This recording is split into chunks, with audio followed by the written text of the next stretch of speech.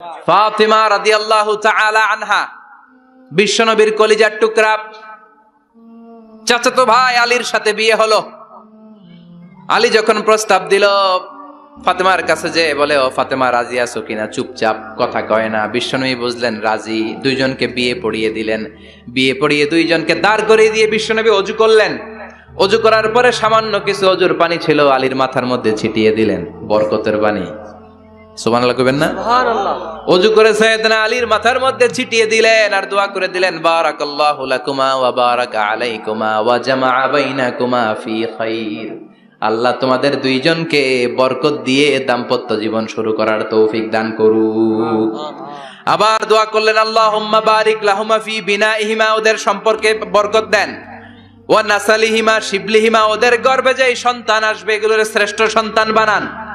1 বছরের ব্যবধানে ঘরটাকে আলোকিত করে প্রথম সন্তানের জন্ম হাসান। সুবহানাল্লাহ।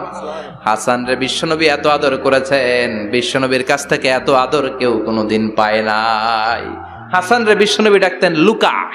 বুখারীর বর্ণনা, শব্দটা কি? লুকা মানে পিচ্ছি। ছোট বাচ্চাদেরকে আপনারা কি কন? আরে পিচ্ছি তো আমি কইছি, আপনারা কি কন? বাচ্চা বলেন, বাবু বলেন, আর কিছু কি বলেন? আর কিছু নাই। তাহলে যে বাবু পিচ্ছি, হ্যাঁ, এই বাবু পিচ্ছি আরবি হচ্ছে লুকা। বিশ্বনবী ফাতেমার ঘরে এসে বলতেন, আইনা লুকা, পিচ্ছিটা কই রে? আমার হাসান কই, আমার নানা ভাই কই? আর বিশ্বনবীর আওয়াজ শুনলে হাসান এসে বিশ্বনবীর কাঁধে। আল্লাহু আকবার, আল্লাহু আকবার। বিশ্বনবী বলতেন, ফাতেমা আমার কলিজার টুকরা, যে ফাতেমারে কষ্ট দেয় সে আমারে কষ্ট দেয়, ফাতেমারে আনন্দ দেয় মানে আমি বিশ্বনবীরে আনন্দ দেয়। এই ফাতেমা সব সময় পর্দায় থাকতেন, দিনের বেলা বেরোতেন না, সারা দিনে টয়লেট করতেন একবার, সেটাও করতেন রাত্রে, যাতে দিনের বেলা কেউ তারে না দেখে। কি ব্যালেন্স লাইফ, কি ব্যালেন্স লাইফ! রাতে একবার টয়লেটে যাও মানে কি সারাদিন খাওয়া দাওয়া এরকম ব্যালেন্স করে করতেন। কেউ দেখতে পারে নাই ওনারে, কেমন ছিল কেউই জানতো না। এমন ভাবে চলাফেরা করতো, কোনো পুরুষদের সামনে দিয়ে কখনো যেতেন না। এজন্য ইন্তেকালের আগে আলীকে বললেন, আলী, বিশ্বনবীর ওসিয়ত অনুযায়ী কিছুদিন পরে আমি আমার বাবার সাথে সাক্ষাৎ করব। ইন্তেকালের সময় বেশি লোক আমার জানাজাতে আসার দরকার নাই, নিজেরা দোয়া করে দিলে চলবে। আর আমার জানাজার খাটিয়ার উপর দিয়ে বিশাল একটা বোরকা দিয়ে দিও। এটার আরবিতে বলে নাউশ। কি বলে? এই প্রথম কোন নারী তার খাটিয়ার উপরে নাউশ ব্যবহার করেছে, জন্য এটাকে বলে সুন্নাতু ফাতিমা, ফাতেমার সুন্নাত। সাইয়েদাতুনা ফাতেমার আগে কেউ জানাজার খাটিয়াতে নাউশ ব্যবহার করে নাই। আল্লাহু আকবার, আল্লাহু আকবার। আলীকে বলে গেলেন, আলী, অল্প কয়েকজন পুরুষ নিয়ে জানাজা দিও, বেশি মানুষের কাছে আমারে নিও না। দুনিয়ার বুকে আমি লুকিয়ে লুকিয়ে চলতাম, মরার পরে লুকিয়ে লুকিয়ে আল্লাহর কাছে চলে যেতে চাই, পুরুষদের সামনে আমারে নিও না। হাসান বলে, নানাজি, আপনার মেয়ের নামের বিচার, ফাতেমার নামের বিচার। বিশ্বনবী বললেন, ও হাসান, আমার মেয়ে ফাতেমার আবার কি বিচার, কি অপরাধ আমার ফাতেমার? হাসান হোসেন চোখের পানি ছেড়ে দিয়ে ডেকে বলে, নানাজি, আপনার মেয়ে আমাদেরকে খাবার দেয় না কেন? খাবার দেয় না কেন বিচার দিলাম। গতকাল সারাদিন বলেছে রাত্রিবেলা খাবার দিবে, রাতে খাবার দেয় নাই। আমাদেরকে বলেছে তোমরা ঘুমিয়ে যাও, আমি রান্না করি, সকালে দিব। ঘুমায় গেলাম, সকাল বেলায় খাবার চাইলাম, আপনার মেয়ে ফাতেমা তখন আমাদেরকে খাবার দেয় না। দাদা, আমরা ছোট্ট দুইটা মানুষ ক্ষুধার জ্বালায় বেহুশ হয়ে যাই, আর সহ্য করতে পারি না, আপনার মেয়ে খাবার দেয় না। দুপুর হয়ে গেল, দুইজনে কান্নাকাটি করি, আপনার মেয়ে এখন পর্যন্ত আমাদেরকে খাবার দেয় নাই। আমরা দুজন তো আর সহ্য করতে পারি না, কেন আপনার মেয়ে আমাদের সাথে এমন করে? আপনার কাছে বিচার দিলাম, আপনি বিচার করেন। বিশ্বনবী আর কি বিচার করবেন? ধা ধা করে বিশ্বনবী চোখের পানিগুলো ছাড়েন, হুসাইনকে জড়িয়ে ধরলেন, হাসান রে জড়িয়ে ধরলেন, ডেকে বললেন, হাসান রে কাছে আয়। বিশ্বনবী শাম দেশের জুব্বা পরতেন, শাম দেশের জুব্বাটা উপরের দিকে উঠালেন, হাসান রে দেখালেন, এই তো দেখ, তোর নানার পেটের মধ্যে 3টা পাথর বাঁধা। একদিন না খেয়ে থাকার কারণে তোদের পেটে এত জ্বালা, এত কষ্ট। আমি বিশ্বনবীর পেটে গত 3 দিন যাবত কোনো দানা পানি পড়ে নাই। আমি বিশ্বনবী তো না খেয়ে আছি রে হাসান, আমি তো 3 দিন না খেয়ে আছি, আমার পেটেও তো কিছু নাই। নানাও কাঁদলেন, নাতিও কাঁদলেন, পুরো পৃথিবীও কাঁদলো, ঠিক না? ওই কঠিন ক্ষুধার দিন, ওই কঠিন দুর্ভিক্ষের দিন বিশ্ব নবী যদি তার স্পেশাল দোয়াটা করতেন, জান্নাত থেকে জিব্রাইলকে দিয়ে খাবারের বস্তা পাঠিয়ে দিত কে? ওই দিন বিশ্ব নবী দোয়াটা করে নাই। আমার জন্য, আপনার জন্য, আমাদের জন্য দোয়াটা এখনো আসরাডাই। কি দিল দরিয়া নবী ছিল, নিজের বিপদের কথা ভুলে গিয়ে, নাতির বিপদের কথা ভুলে গিয়ে, ফ্যামিলির কথা ভুলে গিয়ে উম্মতের জন্য কেঁদেছে, ঠিক কিনা? গোটা বিশ্বের জন্য শিক্ষা এনেছে, সভ্যতা এনেছে, আমাদেরকে ভদ্রতা শিখিয়েছে। আর ওই নবীরে গালি দেয় এরকম কিছু ব্লগার বাংলার জমিনে আছে না নাই? তারা মানুষ নাকি শয়তান? এগুলো পিতৃ পরিচয়হীন জারদ সন্তান, জোরে বলেন ঠিক কিনা? দুই জায়গায় কেউ যদি আমাদেরকে ইনসাল্ট করে আমরা সহ্য করতে পারি না। এক হচ্ছে কোরআন, কোরআনকে নিয়ে গালি দিলে আমাদের কলিজায় আগুন আছে না নাই? বিশ্বনবীরে গালি দিলে কলিজায় আগুন ধরে যায়। যদি না ধরে যায় তুমি মুমিন নও, তুমি মুনাফিক। চিল্লা এখন ঠিক কিনা? আসল মানুষের বড় অভাব, অন্যের দুঃখে কাঁদবে, অন্যের জ্বালা নিজের অন্তরেও জ্বালার সৃষ্টি করবে, সেই মানুষ আর নাই, ঠিক কিনা? বিশ্বনবীর আগের গুনাহও নাই, পরের গুনাহও নাই, তারপরেও মুনাজাতে হাউমাউ করে কাঁদতেন। তিনি দোয়ায় বলতেন, আল্লাহ ইন্নী আব্দু কবনু আব্দি কবনু আমাতিক নাসিয়াতি বিয়াদিক। ও আল্লাহ, আমি আপনার গোলাম, গোলামের ঘরের গোলাম, বান্দির ঘরের গোলাম। আল্লাহ আমি আপনার গোলাম, গোলামের ঘরের গোলাম, মানে আমার বাপ আব্দুল্লাহ আপনার গোলাম, আমরা গোলাম বংশের। সুবহানাল্লাহ। গোটা বিশ্বের শ্রেষ্ঠ মানুষটা নিজের গোলাম বলতে দ্বিধাবোধ করতো না, বলতো আমি আপনার গোলাম, গোলামের ঘরের গোলাম, বান্দির ঘরের গোলাম, নাসিয়াতি বিয়াদিক। আমার মাথার চুলের ঝুঁটি আপনার হাতের মুঠোয়, আমার চুলের ঝুঁটি আপনার হাতের মুঠোয়, গোলামের মতো যেখানেই টানবেন আমি ওখানেই যাব। আল্লাহু আকবার। এই ছিল বিশ্বনবীর বিনয়। নিজেকে গোলাম বলতে স্বাচ্ছন্দ্য বোধ করতেন, কোনোদিন জীবনে অহংকার করেন নাই। কোনদিন বিশ্বনবী কারোর সাথে মুসাফা করতে যে নিজে আগে হাত টানেন নাই, যতক্ষণ না ওই লোকটা তার হাত টেনে নিয়েছে। সুবহানাল্লাহ। আর বিশ্বনবীর হাত ছিল আলিয়ানু মিনাদ দিবাজ, রেশমের কাপড়ের চেয়েও নরম। সিল্ক চিনেন? সিল্ক, সিল্কের কাপড়ের চেয়ে বিশ্বনবীর হাত ছিল নরম। এই নরম হাত মুসাফার মধ্যে যে একবার পাইতো কেউ ছাড়তে চাইতো না, ধরেই রাখতো। আর বিশ্বনবী নরম হৃদয়ের নবী, কেউ যদি না ছাড়ে বিশ্বনবীও ছাড়তেন না। সুবহানাল্লাহ। ওই নবী মুনাজাতে কাঁদতেন। এজন্য ভাইরা এই কথা বললেন না আল্লাহ আমার দোয়া শোনে না, আপনি দোয়ার মতো দোয়া করেন নাই, এজন্য শোনে নাই, ঠিক কি না? দোয়া কবুল হওয়ার রহস্য হচ্ছে চোখের পানি। বিশ্বনবী বললেন দুইটা চোখের পানি আল্লাহর কাছে সব চাইতে সেরা। এক হলো জিহাদের ময়দানে রক্তের ফোঁটা, দ্বিতীয় হলো আল্লাহর ভয়ে মোনাজাতের মধ্যে চোখ থেকে বেয়ে বেয়ে পড়া পানির ফোঁটা। আবার বিশ্বনবী বললেন অনুশোচনার চোখের পানি, চোখ দিয়ে নাকের ডগা বেয়ে বেয়ে জমিনে পড়ার আগে ওই দোয়াটা কবুল করে নেয় কে? এজন্য চাওয়ার সময় নিজের ছোট করেন, বলবেন আল্লাহ আমি আপনার গোলাম, গোলামের ঘরের গোলাম, বান্দির ঘরের গোলাম, আমার চাইতে ক্ষুদ্র ছোট কেউ নাই, এমন কোন গুনাহ নাই আমি করি নাই, তুমি ছাড়া আমারে পার করার কেউ নাই, ঠিক কিনা? এরকম দোয়ার মধ্যে নিজেরে ছোট করে দেন, আপনার দোয়া কবুল করবে কে?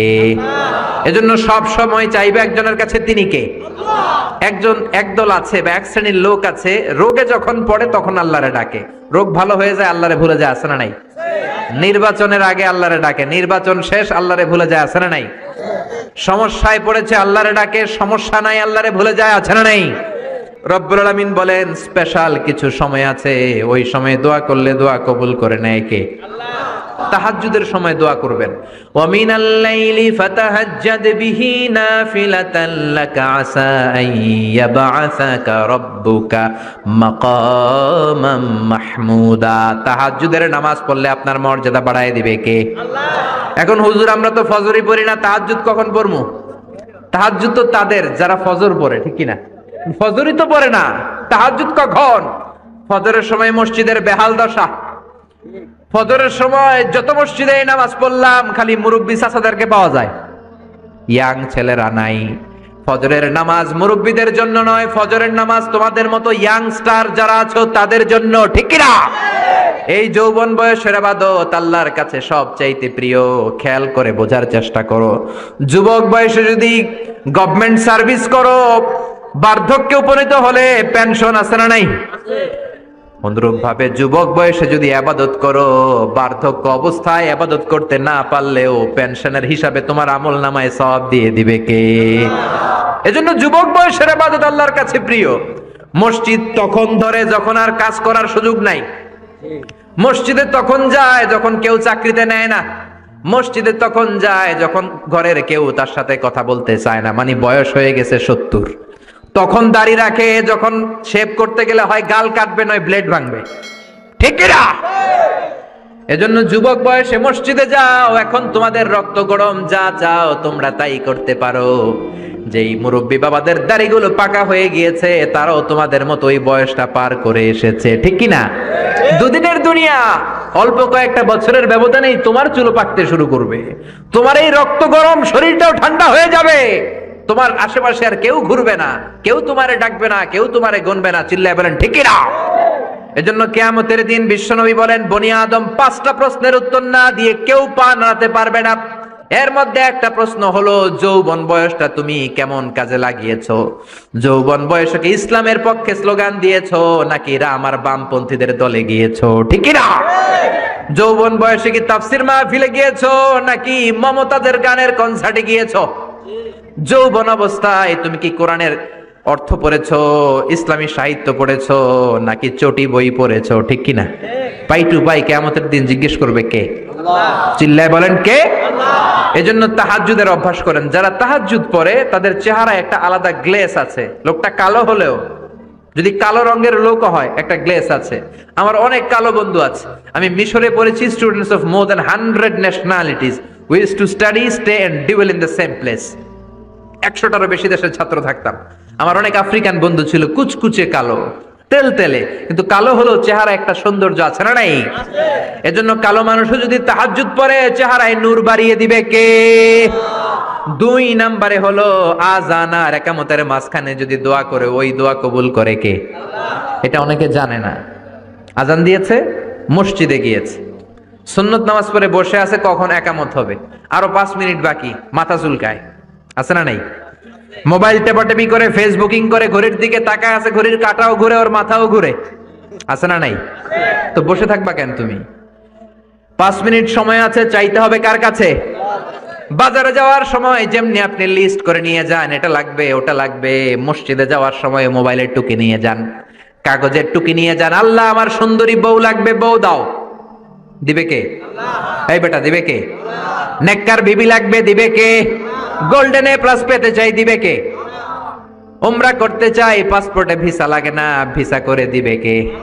দুরারোগ্য ব্যাধি, অনেক ওষুধ খেলাম, অনেক দেশে গেলাম, কোন ডাক্তার ভালো করতে পারে না, কিন্তু ডাক্তারেরও বড় ডাক্তার আছে না নাই?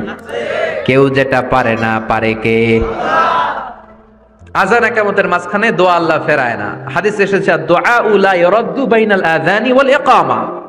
আযান এবং ইকামতের মাঝখানের সময়টাতে দোয়া করবেন। তারপরে বিশ্বনবী বললেন, দুবুরাস সালাওয়াতিল মাকতুবা, ফরজ নামাজের পরে দোয়া করলে কবুল করে কে? আল্লাহ। এই তাসবির সুন্নাত নাই। মানুষগুলো এত অস্থির, সালামের পরে কখন বেরোবে, কখন বেরোবে, মনে হয় পাবলিক টয়লেটে ঢুকছে, ঠিক কি না? মনে হয় পাবলিক টয়লেটে এসেছে। মসজিদে ঢুকেছো, আল্লাহুম্মা বলে তুমি ঢুকে গেলা আল্লাহর নাম নিয়ে, যখন মসজিদে ঢুকে গেলা তোমার মাথার উপরে রহমত ঢালছে কে? মসজিদ হচ্ছে রহমতের জায়গা। সালাম ফেরানোর পরে তাসবিহ পড়েন, তারপরে আপনি দোয়া করেন। এজন্য সালাম ফেরানোর পরে দোয়া কবুল করে কে? আল্লাহ। এরপরে বিশ্বনবী বললেন, ইনদা নুজুলিল মাতার, আকাশ থেকে যখন বৃষ্টি নামে, ওই বৃষ্টি নামার সময় যদি দোয়া করেন, দোয়া কবুল করে কে? আল্লাহ। আর দুআউ লা ইরাদ্দু তাহতাল মাতার, তুফান, ওই বৃষ্টি না, ভ্যাপসা একটা গরম, এই গরমটাকে দূরে সরিয়ে দেওয়ার জন্য একটা ঝিরিঝিরি ঝিরিঝিরি বৃষ্টি পড়ে, ওই বৃষ্টির নিচে দাঁড়িয়ে বৃষ্টির পানি নিয়ে দোয়া করলে কবুল করে কে? আল্লাহ। জানেই না মানুষ, ঠিক কি না? বরং বৃষ্টি আসলে গান গাওয়া শুরু করে দেয়, এই বৃষ্টি ভেজা রাতে তুমি চলে যেও না, আছে না নাই? তো চলে যাবো না, কি করবো, থেকে যাবো তোমার সাথে? এগুলো করা যাবে না। বৃষ্টি রহমতের বৃষ্টি, তুমি বৃষ্টি হাতে নিয়ে দোয়া করো। সুন্দরী বউ লাগবে, দিতে পারে একজন, তিনি কে? আল্লাহ। এজন্য চাইতে হবে একজনের কাছে, তিনি কে? কদরের রাতে দোয়া করলে আল্লাহ কবুল করে, খতমে কোরআনের পরে দোয়া করলে আল্লাহ কবুল করে, হজের মানাসিকুল হজের মধ্যে যে দোয়া করলে কবুল করে, মুসাফির দোয়া করলে কবুল করে, রোজাদার ব্যক্তি দোয়া করলে আল্লাহ কবুল করে, মাজলুম ব্যক্তি দোয়া করলেও আল্লাহ কবুল করে। এজন্য বিশ্বনবী বলেছেন ইত্তাকু দাওয়াতাল মাজলুম, মজলুমের বদদুয়ারে ভয় করো। ফাইন্না লাইসা বাইনাহু ওয়া বাইনাল্লাহি হিজাব, তার আর তার আল্লাহর মাঝে কোনো পর্দা থাকে না। মজলুম দোয়া করলেই কবুল, সুবহানাল্লাহ। এরপরে স্পেশাল দোয়া হলো মা বাবার দোয়া। এই দোয়া কোনোদিন ফিরে না, সুবহানাল্লাহ পড়েন। রাজি আছেন মা বাবার কাছে দোয়া চাইতে? রাজি আছেন তো? কোন ঘর আছে যে ঝগড়া হয় না? এরকম কোনো ঘর পৃথিবীতে নাই। ঝগড়া হবে, মা বাবার সাথে মিসআন্ডারস্ট্যান্ডিং হবে, হয়ে যেতে পারে দু চার কথা, কিন্তু ক্ষমা চাইতে হবে, ঠিক কিনা? মা বাবার শুধু দোয়াটাই কবুল নয়, মা বাবার দোয়াও কবুল, বদদোয়াও কবুল। কি আজীব তামাশা! এমন যদি হয়তো দোয়াটা কবুল হয় কিন্তু বদদোয়াটা কবুল হয় না, তাহলে তো বাইসা যেতাম, ঠিক কিনা? কিন্তু দোয়াও কবুল, বদদোয়া। আমাদের সবচাইতে বড় পীর হবে আমার বাবা, সবচাইতে বড় পীর হলো আমার মা, সবচাইতে বেশি আমরা যার কাছে দোয়া চাইতে যাব তিনি হলেন আমার বাবা, তিনি আমার মা। চিল্লায় বলেন ঠিক কিনা? বিশ্বনবী মক্কা থেকে মদিনায় হিজরতের আগে মদিনায় দুইটা গোত্র ছিল। এই গোত্রের মধ্যে 120 বছর ধরে মারামারি। কয় বছর? 120।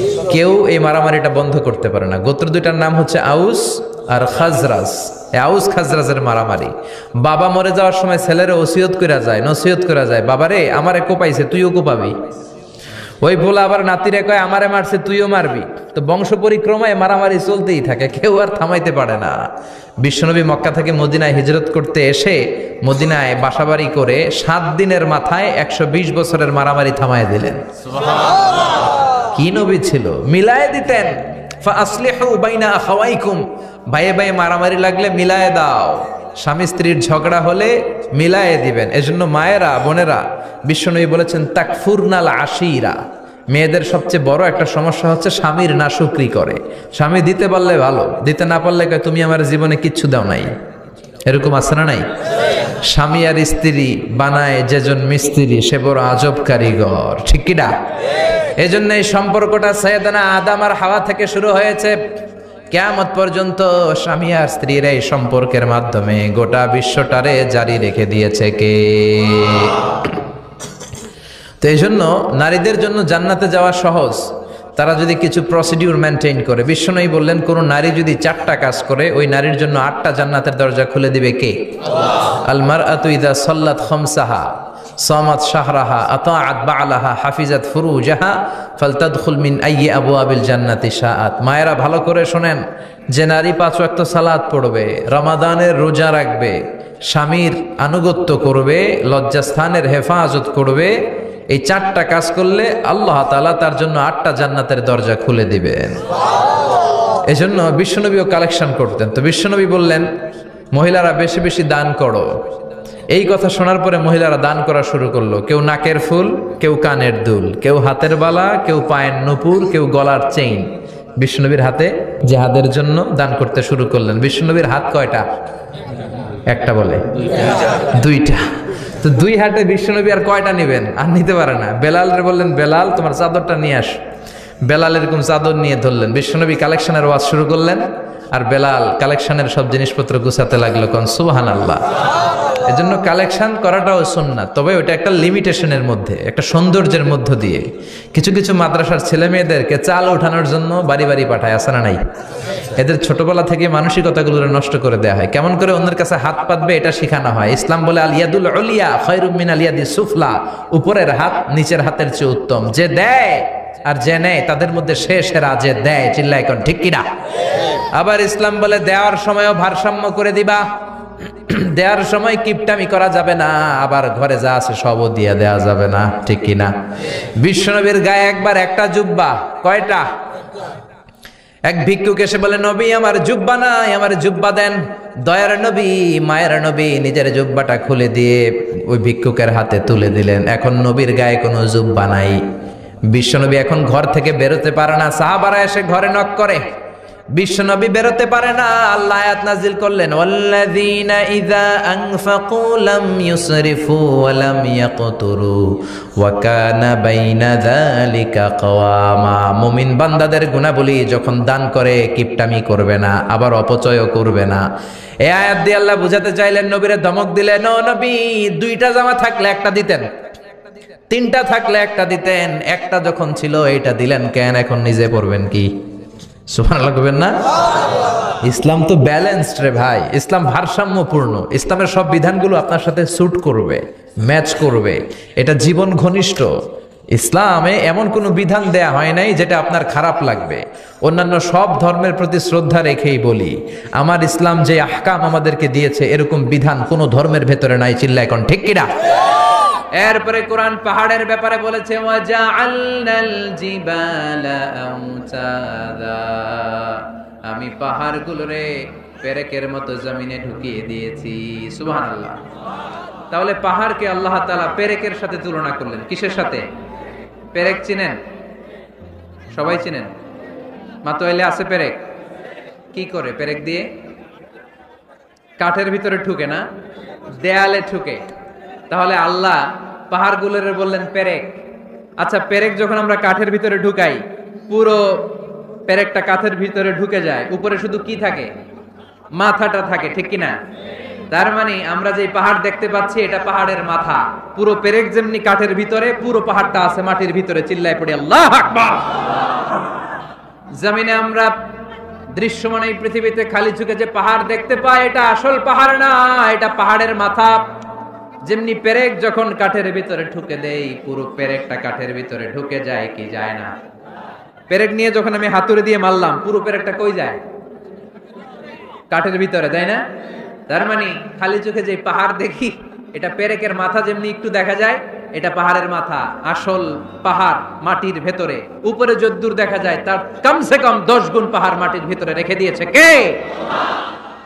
আবার আল্লাহ বললেন, ওয়ামিনাল জিবালি জুদাদুম বীদুন ওয়া হুমরুম মুখতালিফুন আলওয়ানুহা ওয়া গরাবিবু সুদ। পাহাড়ের মধ্যে কোন পাহাড় আমি বানিয়েছি ধবধবে শুভ্র সাদা, কোন পাহাড় আমি বানিয়েছি রক্তিম লাল, কোন পাহাড় আমি বানিয়েছি কুচকুচে কালো। 3 কালারের পাহাড়। কয় কালারের? মৌলিকভাবে ধবধবে শুভ্র সাদা পাহাড়, অথবা রক্তিম লাল পাহাড়, অথবা কুচকুচে কালো পাহাড়। আপনি পৃথিবীর পাহাড়গুলো নিয়ে যদি গবেষণা করেন, বিভিন্ন রঙের পাহাড় আপনি দেখবেন। আমি তো পৃথিবীর অনেক জায়গায় পাহাড় দেখেছি। মিশরে আমি তুর পাহাড়ের চূড়ায় উঠেছি। ওখানে যেখানে মুসা আলাইহিস সালামের কাছে আল্লাহ নূরের তাজাল্লি দিয়ে ফোকাস করেছেন, পাহাড়টার নাম তুর পাহাড়। 2 বার আমি উঠেছি এটার চূড়ায়। উঠতে আমার অনেক কষ্ট হয়েছে। ওখানে উঠে ফজরের সালাত পড়ে আমি খেয়াল করে দেখলাম তুর পাহাড়ের আশেপাশের পাহাড়গুলো কোনোটা খয়েরি, কোনোটা কালো, কোনোটা লাল, কোনোটা ধূসর। আল্লাহু আকবার। এক এক পাহাড়কে এক এক রং দিয়ে তৈরি করলো কে? পৃথিবীতে চায়না নামে একটা দেশ আছে না? চায়না একটা শহর আছে গানজু। কি নাম? আজকে যে গুগল করবা, the গানজু city located in China. চায়নাতে অবস্থিত গানজু শহরে একটা পাহাড় আছে। এই পাহাড়ের নাম রেইনবো মাউন্টেন। কি নাম? মানে রংধনুর পাহাড়। রংধনুর কয় রং? সবাই কন, আরো জোরে। 7 রং না? আমরা ছোটবেলায় মুখস্থ করতাম, বেনিয়া সহকলা, বেনিয়া সহকলা। এই 7 রঙের পাহাড় ওখানে দেখা যায়। এক জায়গায় 7 রঙের পাহাড়। সুবহানাল্লাহ কইতে পারলেন না? মজা করে বানালো কে? সুনানে তিরমিজি আর মুস্তাদরাকে হাকিম, মুসনাদে আহমদ ইবনে হাম্বলের হাদিস। আল্লাহ যখন পৃথিবী বানালেন, এই পৃথিবীটা ঘোরার পাশাপাশি কাঁপাকাঁপি শুরু করে দিল। এই পৃথিবীর কাঁপাকাঁপি বন্ধ করার জন্য রব্বুল আলামিন পৃথিবীর মধ্যে পাহাড় গেড়ে দিলে। 7টা tectonic plate, 7 tectonic plates creates the mountain range on earth. 7টা টেকটনিক প্লেট আল্লাহ দিলেন। পৃথিবী সৃষ্টি করার পরে পৃথিবী কাঁপে। আল্লাহ পাথর দিয়ে পেরেক মারলেন, পৃথিবী আর কাঁপে না। সুবহানাল্লাহ কর। ফেরেশতারা দেখে তো অবাক। ফেরেশতারা বলে, আল্লাহ পাহাড়ের এত শক্তি, পাহাড় গেড়ে দিলেন পৃথিবীতে আর পৃথিবী কাঁপে না। হাল মিন খালকিকা আশাদ্দু মিনাল জিবাল। আল্লাহ আপনার সৃষ্টির মধ্যে পাহাড়ের চেয়ে শক্তিশালী কি কিছু আছে? আল্লাহ বললেন, নাআম, আছে। আল হাদিদ, লোহা।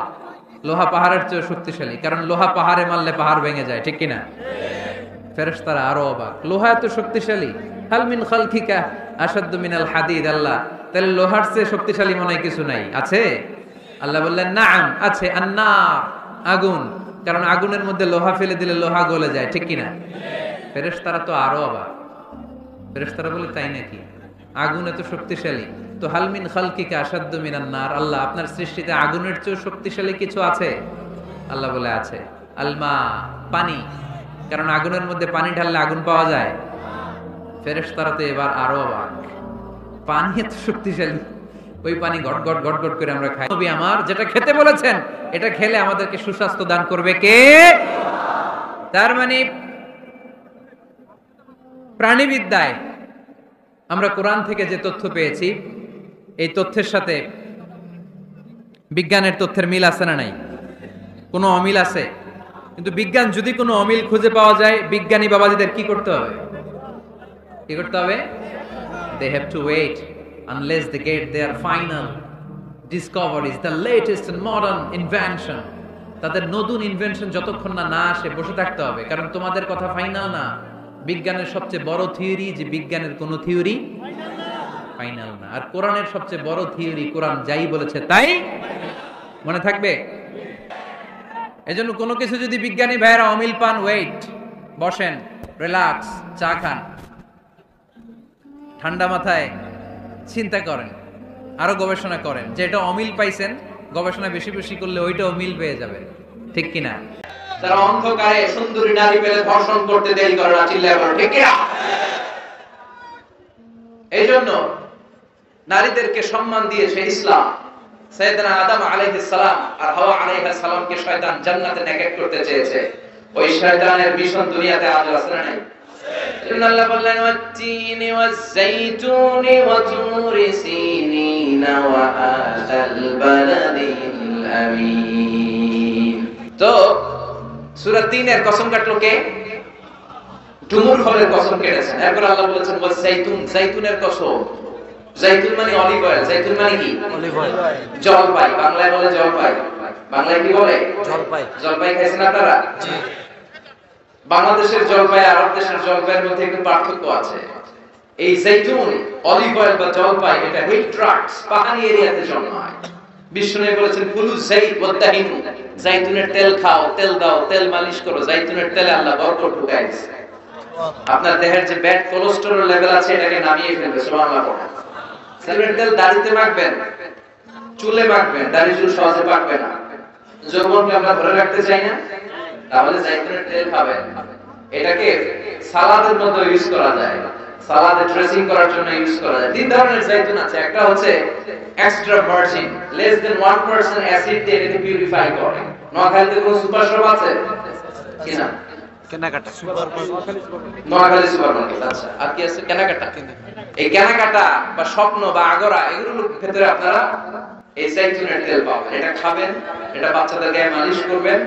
চামড়ার মধ্যে মালিশ করলে, ম্যাসেজ করলে চামড়ার ত্বকের মধ্যে ভাঁজ পড়বে না, আপনার যৌবন আপনি ধরে রাখতে পারবেন। আলহামদুলিল্লাহ পড়েন। আবার বিষ্ণু বলতেন এই যাইতুন গাছটা এত বরকতের গাছ, যাইতুন ফল খাওয়া যায়, যাইতুনের তেল মালিশ করা যায়, আবার যাইতুনের ডাল ভেঙে মেসওয়াক করা যায়। নি'মাস সিওয়াকি যাইতুন ফাইন্নাহু সিওয়াকি ওয়া সিওয়াকুল আমবিয়া মিন ক্বাবলি। যাইতুনের ডালের মেসওয়াক কতই না ভালো মেসওয়াক, কারণ এটা দিয়ে আমিও মেসওয়াক করি। আমার আগে সব নবীরা যাইতুনের ডাল ভেঙে ভেঙে মেসওয়াক করতেন। চিৎকার করে বলেন সুবহানাল্লাহ। আল্লাহ বললেন ওয়াত-তিনি ওয়াজ-যাইতুনি ওয়া তুরি সিনিনা ওয়া হাযাল বালাদিল আমিন। তিন ফলের কসম, যাইতুন ফলের কসম কাটলো কে? আসলে তিন আর যাইতুন দিয়ে কসম কেটে আল্লাহ যে এলাকায় তিন যাইতুন বেশি হয় ওই এলাকার কসম কেটেছেন। মুফাসসিরিনদের কথা, সুবহানাল্লাহ পড়ো। সবচেয়ে বেশি তিন আর যাইতুন হয় শাম দেশে। কোন দেশে? যেটা বর্তমান সিরিয়া, ফিলিস্তিন। বিষ্ণু বলেছেন তুবা লিশাম, শাম দেশের মধ্যে অনেক বরকত। আল্লাযী বারাকনা হাওলাহু, এই শাম দেশের চারদিকে আমি বরকত দিয়ে ভরে দিয়েছি। চিল্লায় বল সুবহানাল্লাহ। এই শাম দেশ হলো বিশ্বনবীর মেরাজের স্টেশন। মেরাজ করতে যে সরাসরি রব্বুল আলামিন বিশ্বনবীকে মক্কা থেকে আকাশে তুলে নেয় নাই, মক্কা থেকে বিশ্বনবীকে বাইতুল মুকাদ্দাসে নিয়েছে কে? সুবহানাল্লাযী أسرى بعبده ليلا من المسجد الحرام إلى المسجد الأقصى الذي باركنا حوله لنريه من آياتنا. مسجد الحرام থেকে مسجد الأقصى. এই مسجد الأقصى one of the three important mosques in Islam. মসজিদুল হারামে এক রাকাত সালাত করলে 1 লক্ষ রাকাতের সওয়াব। মসজিদে নববীতে এক রাকাতে 1000 রাকাতের সওয়াব। এই মসজিদুল আকসাতে এক রাকাত নামাজ পড়লে 500 রাকাতের সওয়াব। আমরা হজ উমরায় মসজিদুল হারাম আর মসজিদে নববীতে পড়তে পারি, কিন্তু মসজিদুল আকসায় পড়তে পারি না। কারণ ইহুদিরা গোটা বিশ্বের সবচেয়ে টেরা জাতি, অভিশপ্ত জাতি, এই ইহুদিরা আমাদের মসজিদুল আকসার চারদিকে ব্যারিকেড দিয়ে রেখেছে। এই ইহুদিদের সাথে মুসলমানদের কোনো সম্পর্ক, এজন্য প্রতিদিন নামাজে আমরা বলি গায়রিল মাগদুবি আলাইহিম, আল্লাহ যাদের উপর আপনার রাগ, আপনার ক্রোধ, তাদের সাথে আমাদের কোনো সম্পর্ক নাই। তারা নিজেদের 70,000 নবীকে জবাই করেছে। তারা আমার নবীকে বিষ মাখানো খাবার দিয়ে হত্যার ষড়যন্ত্র করেছে এবং আমার নবীর লাশ চুরি করার জন্য ষড়যন্ত্র করেছে। ইন্তেকালের পর বিশ্ব নবীর শান্তি দেয় নাই। গোটা বিশ্বে এইচআইভি ভাইরাসের ছড়াছড়ি ঘটিয়েছে ইহুদি অভিশপ্ত লানতের জাতিরা। বিশ্বে বিমান ছিনতাই কাকে বলে কেউ জানতো না। প্রথম বিমান ছিনতাই করেছে ইহুদিরা। ইহুদিরা গোটা বিশ্বব্যাপী সুদের কারবার শুরু করেছে। এজন্য ইহুদিদের সাথে আমাদের কোনো সম্পর্ক। এই মসজিদুল আকসা আমাদের দ্বিতীয় কিবলা। মক্কা থেকে মদিনায় হিজরতে যে বিশ্বনবী মসজিদুল আকসার দিকে হয়ে 16 মাস কিংবা 17 মাস নামাজ পড়েছে। আব্দুল মাহশার ওয়াল মানশার, কিয়ামতের ময়দানটা সহিহ হাদিসে এসেছে এই ফিলিস্তিনের এই শাম দেশে সিরিয়ার উপরে হবে। জিল্লাহ সুবহানাল্লাহ। সিরিয়া ফিলিস্তিনের উপরে কিয়ামত হবে, কিয়ামতের ময়দান প্রতিষ্ঠিত হবে। সাইয়েদনা ঈসা আলাইহিস সালাম এই সিরিয়াতে নামবে। সিরিয়া উমাইয়াদের একটা জামে মসজিদ আছে, সাদা মিনার, এখনো মসজিদটা আছে। সুবহানাল্লাহ পড়েন। ওই মসজিদের সাদা মিনারের পাশে আসর আর মাগরিব নামাজের মাঝখান দিয়ে ঈসা আলাইহিস সালাম দুইটা চাদর পরে ফেরেশতার পাখায় ভর করে শাঁ করে জমিনে নেমে আসবে। এবং ফিলিস্তিনে এখনো একটা জায়গা আছে, জায়গাটার নাম হচ্ছে বাবুল লুদ। ওই জায়গায় সাইয়েদনা ঈসা আলাইহিস সালাম নিজ হাতে দাজ্জালকে হত্যা করবে। এজন্য আল্লাহ বললেন এই তিন আর জাইতুনের কসমের মধ্য দিয়ে মূলত আমি বরকতের জায়গা ফিলিস্তিনের কসম কেটেছি। সুবহানাল্লাহ। এরপরে আল্লাহ বললেন ওয়াতুরে সিনিন, তুরে সিনিনের কসম, তুর পাহাড়ের কসম। নাম শুনছেন না? মিশরের দুইটা জেলা আছে, সাউথ সাইনা, নর্থ সাইনা, মানে উত্তর সাইনা, দক্ষিণ সাইনা। এই দক্ষিণ সাইনাতে এই তুর পাহাড় অবস্থিত 2285 মিটার উঁচু। সুবহানাল্লাহ বলেন। তুর পাহাড়ের উপরে সাইয়েদনা মুসা আলাইহিস সালাম আল্লাহর সাথে কথা বলতেন। সুবহানাল্লাহ পড়বেন না? এই তুর পাহাড়ের উপরে রব্বুল আলামিন মুসা আলাইহিস সালামের কাছে তাওরাত কিতাব নাযিল করেছেন। নিজ হাতে লিখে কাঠের ফলকের মধ্যে মুসা আলাইহিস সালামকে দিয়ে বললেন, মুসা এই নাও তাওরাতের বাণী, বনি ইসরাইলের কাছে নিয়ে যাও, তাওরাতের বাণী প্রচার করো। মুসা আলাইহিস সালাম অনেক শক্তিশালী মানুষ ছিলেন। এক থাপ্পড় মেরে ফেরাউনের বাবুর্চিকে দুনিয়া থেকে বিদায় করে দিয়েছেন। রেগে গেলে ওনার মাথার চুলগুলো টুপি ভেদ করে উপর দিয়ে এরকম খাড়া হয়ে দাঁড়িয়ে যেত। থাপ্পড় মেরে মালাকুল মউতের চোখ কানা করে দিয়েছিলেন। তো মুসা আলাইহিস সালামের গায়ে এত শক্তি, উনি ভাবলেন আল্লাহ তাআলা এই তুর পাহাড়ের উপরে আমাকে তাওরাত কিতাব দিলেন, আল্লাহ নিজ হাতে লিখে লিখে দিলেন কাঠের ফলকের উপর, তক্তার উপর। কত খুশনসিব আমার, যাই যাই তাওরাতের ফলকগুলো নিয়ে বাড়িতে যাই, এটা দাওয়াত দিতে হবে। কিন্তু কাঠের তক্তার মধ্যে হাত দিয়ে দেখে তক্তা নাড়ানো যায় না। এর চেয়ে অনেক বড় তক্তা জীবনে উনি কাঁধে নিয়েছেন, কিন্তু তাওরাত লেখা তক্তা নাড়ানো যায় না। তক্তা চিনেন তো না? চিনেন? কাঠের বড় বড় মোটা তক্তা থাকে না? তো এই তক্তা নাড়ানো যায় না। উনি ভাবলেন এই দিক দিয়ে নাড়ানো যায় না, মনে হয় ওই দিক দিয়ে যাবে। ঘুরে ওই দিক দিয়ে যে তক্তা ধরে টান দেয়, কিন্তু তক্তা নাড়ানো যায় না। এবার ভাবলেন মাঝখান থেকে ধরলে মনে হয় পারা যাবে, মাঝখান দিয়েও পারা যায় না। আল্লাহর ডেকে বললেন, আল্লাহ কেমন তক্তার উপরে তাওরাত লিখে দিলা, তক্তা নড়ে না। আমার ভাই জিব্রাইল রে বলো আমারে সাহায্য করতে। আল্লাহ বললেন, জিব্রাইল যাও সাহায্য করো তোমার ভাই মুসারে। সাইয়েদনা মুসা বললেন, ও জিব্রাইল তুমি ওই দিকে ধরো, আমি এই দিকে ধরি, দুইজনে মিলে টান দেই। হেইয়ো, আরো জোরে, আসরা নাই? দুইজনে মিলে হেইয়ো কে টান দিচ্ছে। কিন্তু কি আজীব তামাশা, দুইজনে মিলে টানাটানির পরেও তক্তা নড়ে। যত গায়ে জোর আছে ইচ্ছে মতো টান দিচ্ছে। টানের চোটে দেহের প্রতিটা লোমকূপ দিয়ে ঘাম বের হচ্ছে। টানের চোটে কোমরের রগ ছিঁড়ে যাওয়ার অবস্থা, কিন্তু তক্তা নাড়ানো যায় না। সুবহানাল্লাহ। ও আল্লাহ, জিব্রাইল তো পারে না, জিব্রাইলের সহকারী ফেরেশতাদের পাঠাও, সবাই মিলে তক্তা টানাটানি করে, তক্তা নড়ে না। আল্লাহ বললেন, মুসা তক্তার ওজন নাই, কিন্তু এই তক্তার মধ্যে যেই বাণীগুলো লেখা, বাণীটা কার? এটা বোঝানোর জন্য আমি তক্তার ওজন বাড়িয়ে দিয়েছি, এবার তুমি একাই পারবা, কাঁধে নাও, কাঁধে নিয়ে বাড়িতে যাও। এবার মুসা আলাইহিস সালাম একা তক্তাগুলো কাঁধে নিয়ে বাড়িতে রওনা হলে এই তাওরাত কিতাব আল্লাহ তাআলা তুর পাহাড়ের উপরে নাযিল করেছেন। সুবহানাল্লাহ। মেরাজের রজনীতে বিশ্বনবীকে আকাশ দিয়ে উড়িয়ে তুর পাহাড়ের উপরে রেখে সাইয়েদনা জিবরাইল বললেন, নবী আপনি একটু দোয়া করেন। বিশ্বনবী বললেন, আমাকে দোয়া করতে বললা, এটা কোন জায়গা, কোন পাহাড়, অন্ধকারে কিচ্ছু দেখি না। সাইয়েদনা জিবরাইল বললেন, এটা আপনার ভাই মুসার পাহাড়, এটা হলো তুর পাহাড়। মেরাজের রাতে বিশ্বনবী ওখানে একটা স্টেশন দিয়েছে। আমি নিজেই তুর পাহাড়ে জীবনে 2 বার উঠছি। আলহামদুলিল্লাহ। ওইখানে গেলাম। তুর পাহাড়ের উপরে একটা খ্রিস্টানদের ছোট চার্চ আছে, ইহুদিদের একটা ছোট্ট সিনাগগ আছে। আমাদের যেমনি মসজিদ, ইহুদিদের মসজিদের নাম কি? সিনাগগ। কি নাম? একটা সিনাগগ আছে। আর আমাদের ছোট্ট একটা মসজিদ আছে। ফজরের সালাত পড়লাম, সেখান থেকে নেমে আসলাম। এই তুর পাহাড় এমন একটা জায়গা, ইয়াজুজ মাজুজ এসে যখন পৃথিবীতে ফিতনা ছড়াবে, সাইয়েদনা ঈসা আলাইহিস সালামের নেতৃত্বে দুনিয়ার সব মুসলমানগুলো তুর পাহাড়ের উপরে যে আশ্রয় নেবে, চিল্লায় বলে সুবহানাল্লাহ। এজন্য আল্লাহ বললেন, ওয়াত-তিনি ওয়াজ-যাইতুনি ওয়া তুরি সিনিন ওয়া হাদাল বালাদিল আমিন। তার মানে তিন আর জাইতুন দিয়ে আল্লাহ ফিলিস্তিনের কসম কাটলেন, তুর পাহাড়ের মধ্য দিয়ে আল্লাহ মিশরের কসম কাটলেন, আর সর্বশেষে ওয়া হাদাল বালাদিল আমিন, এই নিরাপদ শহরের কসম বলে আল্লাহ মক্কাতুল মুকাররমার কসম কাটলেন। চিৎকার করে বলেন সুবহানাল্লাহ। এই তিনটা দেশে বড় বড় তিনজন নবীকে পাঠিয়েছে কে? ফিলিস্তিন হলো সাইয়েদনা ঈসা নবীর জন্মস্থান, মিশর হলো মুসা নবীর জন্মস্থান, মক্কাতুল মুকাররমায় বিশ্ব নবীর জন্মস্থান। আসরা নাই কথা যারা করেছেন দেখবেন সৌদি গভর্নমেন্ট বিশ্ব নবীর জন্মস্থানটাকে চিহ্নিত করে রেখেছে। একটা লাইব্রেরি, মাকতাবা, ওইখানে গেলে ফ্রি বই পাওয়া যায়।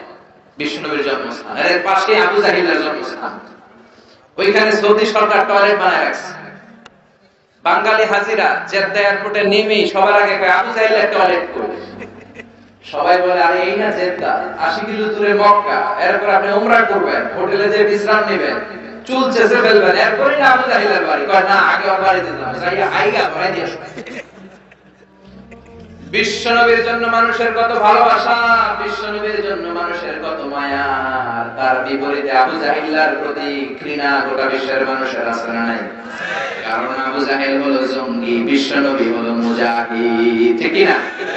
এজন্য বিশ্বনবী বলতেন, মক্কা তো আহাব্বুল বিলাদ ইলাইয়া, মক্কা হলো আমার কাছে সবচাইতে প্রিয় জায়গা। লাউলা খরিজতু লামা খারাজতু, মক্কা থেকে জোর করে যদি আমাকে কুরাইশরা বের করে না দিত, আমি কোনদিন মক্কা ছাড়তাম না। সুবহানাল্লাহ। আল্লাহ বললেন, এটা হচ্ছে মাসাবাতান লিন-নাসি ওয়া আমনা, সব মানুষের মিলন কেন্দ্র। কাবায় যখন আযান হয়, তখন মৌমাছির বাসার দিকে মৌ পোকাগুলো যেমনি ভনভন ভনভন করে ছুটে, সবগুলো মুসল্লি কাবা ঘরের দিকে ছুটতে থাকে, চিৎকার করে পড়েন সুবহানাল্লাহ। আল্লাহু আকবার বললেই লক্ষ লক্ষ মুসল্লিরা কাবার চারদিকে সেনাপতির কমান্ড আসার সাথে সাথে যেমনি মুহূর্তের মধ্যে গোল হয়ে দাঁড়িয়ে যায়, সবগুলো মুসল্লি, লক্ষ লক্ষ মুসল্লি 5 সেকেন্ডের ব্যবধানে সব গোল হয়ে দাঁড়িয়ে যায়। চিল্লায় কর সুবহানাল্লাহ। এজন্য আল্লাহ বললেন, এটা হলো বরকতের জায়গা, নিরাপত্তার জায়গা। প্রতিদিন কাবা ঘরকে কেন্দ্র করে রব্বুল আলামিন 120টা রহমত নাযিল করে থাকে। কয়টা? জোরে বল। 60 লিত-তাওয়াফিন, 60টা রহমত যারা তাওয়াফ করে। 7 টার্নস মেক আ তাওয়াফ। কাবার একটা কর্নারে একটা স্টোন আছে, ব্ল্যাক স্টোন, হাজারুল আসওয়াদ। এটাতে কিস করলে জীবনের সব গুনাহ এই স্টোনে, পাথরটা টেনে নিয়ে যায়।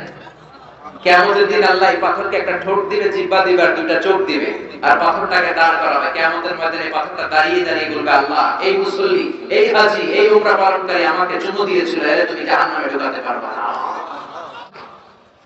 120টা রহমতের মধ্যে থেকে 60 লিল তাইফিন, 60টা রহমত তাওয়াফকারীদের জন্য। 40 লিল মুসল্লিন, 40টা রহমত যারা কাবার চারদিকে নামাজ পড়ে তাদের জন্য। ওয়াল 20 লিন-নাযিরিনা ইলাল কাবা, বাকি 20টা রহমত যারা তাওয়াফ করে না, নামাজও পড়ে না, শুধু কাবার দিকে নজর করে তাকিয়ে থাকে। কাবার দিকে নজর করে তাকালেই সওয়াব। যেতে মনে চায় না? কাবার দেখতে মনে চায়? কার কার হাত তুলে আল্লাহ দেখা। কসম কাটলেন 3টা, চিৎকার করে বলতে হবে কয়টা? 3টা কসম কেটে কত গুরুত্বপূর্ণ একটা কথা বলবেন, এটা না শুনেই চলে যাবেন? আল্লাহ বললেন লাকাদ খালাকনাল ইনসানা ফি আহসানি তাকবীর, আমি মানুষকে অসাধারণ চমৎকার এক আকৃতি দিয়ে তৈরি করেছি। সুবহানাল্লাহ। মানুষের আকৃতি গঠন যে কত সুন্দর আপনি কল্পনাও করতে পারবেন না। যারা হিউম্যান অ্যানাটমি, প্রাণীবিদ্যা বা মরফোলজি, আকৃতি সংক্রান্ত জীববিদ্যা নিয়ে পড়াশোনা করে তারা বুঝবে মানুষের চেহারার সাথে পৃথিবীর কোন প্রাণীর কোন মিল আছে? পৃথিবীর সবগুলো কুকুরের কেন্দ্রীয় চেহারা প্রায় একরকম, পৃথিবীর সব ছাগলের চেহারা একরকম, সব গরুর চেহারা একরকম, কিন্তু পৃথিবীতে 700 কোটি মানুষের বসবাস, একটা মানুষের চেহারার সাথে আরেকটা মানুষের চেহারার মিল আছে? আরো কত 700 কোটি পৃথিবীতে ছিল, এখন কবরবাসী। আরো কত 700 কোটি কিয়ামতের আগ পর্যন্ত আসবে। একটা মানুষের চেহারার ব্লুপ্রিন্টের সাথে, ডিজাইনের সাথে পৃথিবীর আরেকটা মানুষের চেহারার কোনো মিল আছে?